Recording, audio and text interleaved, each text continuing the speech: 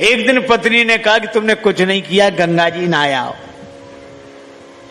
पत्नी बार बार कहती फिर बुढ़ापा आ जाएगा। बोले अच्छा आज जाते हैं।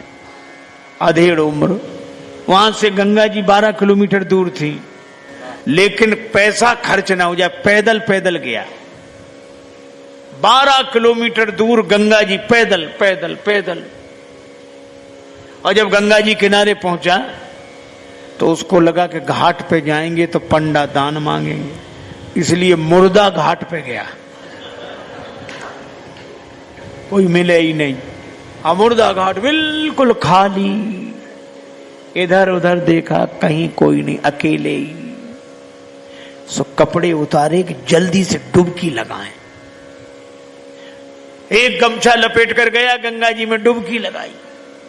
और भगवान को लगी हंसी कि ऐसा विचित्र भक्त नहीं देखा, जिंदगी में कभी दान नहीं किया। और आज आया तो मुर्दा घाट पे। सो भगवान को कौतुक सूझा।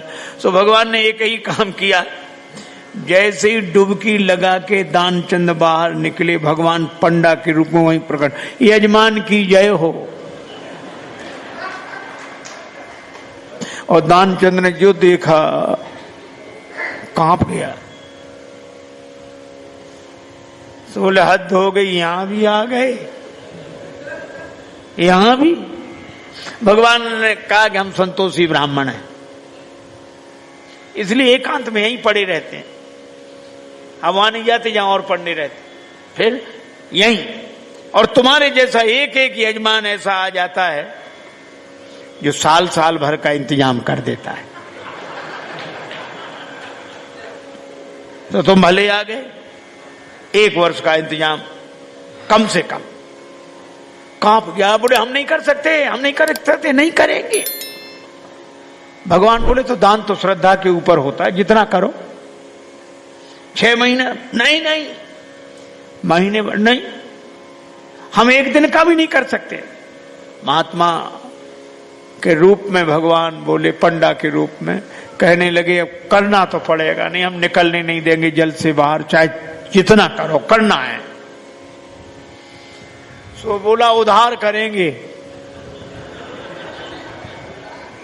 भगवान बोले मंजूर। 1 धेला उधार किया, 1 धेला। भगवान ने संकल्प ले लिया।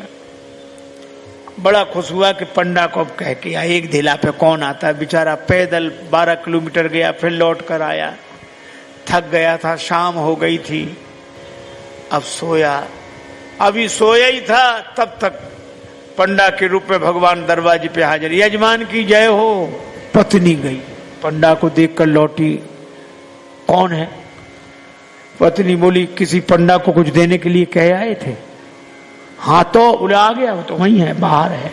दानचंद बोले आ गया? हाँ, अरे देव धेला बोला। बोला मुश्किल, एक काम करो। क्या? पत्नी से बोला जाके कह दो कि वो बीमार हैं, 2-4 दिन बाद आना।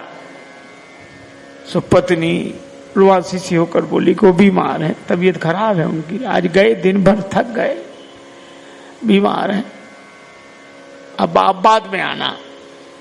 भगवान बोले दान मिले न मिले, पर वो हमारे यजमान हैं। यजमान बीमार और पंडा चला जाए, और जब तक स्वस्थ नहीं हो जाते हम यहीं रहेंगे,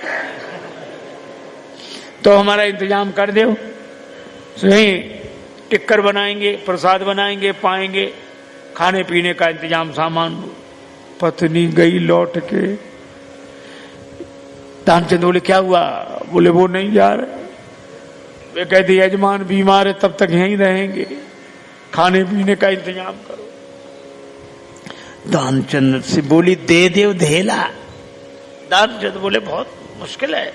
अच्छा एक काम करो, क्या उसको पुराना अभ्यास था योग का, तो सांस रोक के रह गया। पत्नी से बोला कह दो मर गए। महाराज सांस रोके पड़ा। पत्नी गई तो पत्नी ने रोकर कहा चले गए, मर गए, अब तो जाओ। पंडा बोले अरे राम राम राम राम, यजमान चला गया, जब तक उसका अंतिम संस्कार न हो जाए हम कैसे जा सकते हैं। अब भगवान बोले तुम महिला कहां भटकती फिरोगी, हम खबर कर देते हैं सबको।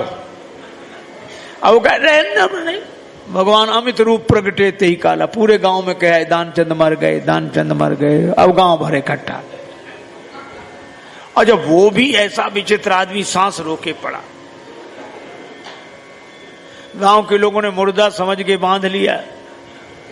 अब उसकी पत्नी सही में रोवे और रो कर कहे ये मरे नहीं हैं, ये मरे नहीं हैं। और गांव वाले कहे बहन ये तो तुम्हारा मोह है, जाने वाला तो गया। और वो कहे नहीं मरे, आज तक कई साथ था, इसलिए धीरज रखो, धीरज। अब वो कहे काहे का धीरज, नहीं मरे ये। और गांव वालों ने बांध लिया, बेचारी रोती रह गई। और वो भी ऐसा विचित्र आदमी, सांस न छोड़े, ठठरी पे रख लिया। गांव वाले चले और भगवान पीछे पीछे पंडा बने। पर भगवान ने कहा कि हद हो गई, हम कहीं नहीं हारे, पर आज तो हम भी हार गए इससे। ऐसा गजब का आदमी हमने नहीं देखा, ये बिना मरे मर गया है और चला जा रहा है। जब उसे ठठरी पे रख दिया, भगवान बोले अब अग्नि लगनी बाकी है, एक काम करो, क्या यजमान था इसके कान में हम मंत्र बोलेंगे, ठीक है। सो भगवान कान के पास मुंह ले गए और कहा कि मैं भगवान विष्णु हूं, आया हूं बैकुंठ से तुम्हें तो नाता जोड़, मैं बैकुंठ से तुमसे नाता जोड़ कर आया हूं। दानचंद ने जो सुना कि भगवान है तो तुरंत आंख खोल दी धीरे धीरे, और जैसे ही आंख खोली तो देखा वही पंडा। आंख खोल दी, जो पंडा देखा तो फिर आंख बंद कर ली। भगवान बोले हम हार गए तुमसे, हम तुमसे कुछ नहीं लेंगे, तुम ही हमसे कुछ मांग ले वरदान कछु। और दानचंद धीरे से बोले धेला दीजिए छोड़, वो धेला छोड़ दे बस।